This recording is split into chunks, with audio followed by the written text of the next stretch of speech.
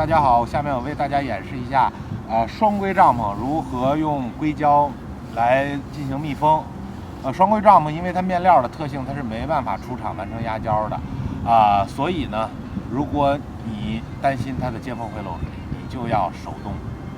给它涂胶水。它需要这两种东西，硅胶，还有一个弯管注射器。硅胶打开，扎一个洞给它，然后把这个注射器从后面拉出来，把胶水打到这个注射器里面。你要把帐篷搭建饱满，然后在帐篷的外侧进行涂抹，然后你要明确，这个帐篷有几个地方需要涂，像以蓝山1 Pro 为例，它有4条底线，首先涂它，从上到下。